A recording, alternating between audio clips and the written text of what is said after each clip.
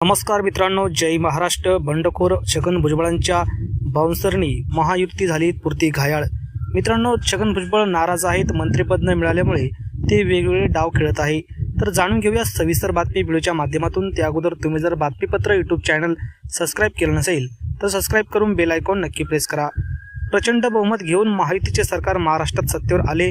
देवेंद्र फडणवीस मुख्यमंत्री तर एकनाथ शिंदे आणि अजित पवार उपमुख्यमंत्री झाले. आता सगळे काही सुरळीत होणार असे वाटत असतानाच मिठाचा खडा पडला आणि मंत्रिपद न मिळालेल्या असंतुष्टांनी डोके वर काढले.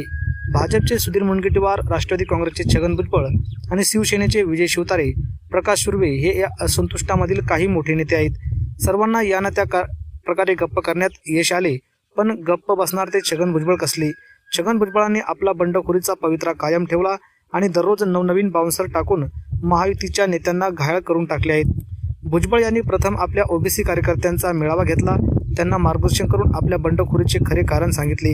पण त्यांच्या पक्षाचे नेते अजित पवार त्यांना फारसे महत्त्व देत नाहीत हे लक्षात येताच त्यांनी मुख्यमंत्री फडणवीस यांची भेट घेऊन त्यांच्यासमोर नाराजीचा पाडा वाचला.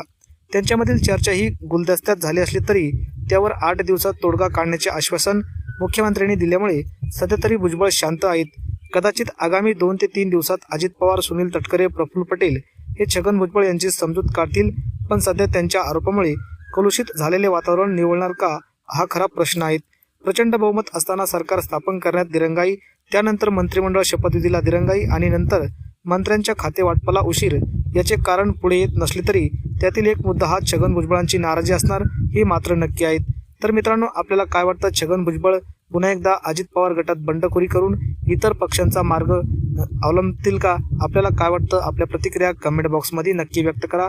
तुम्ही जर बातमीपत्र यूट्यूब चॅनल सबस्क्राईब केलं नसेल तर सबस्क्राईब करून बेल आयकॉन नक्की प्रेस करा. धन्यवाद. जय महाराष्ट्र.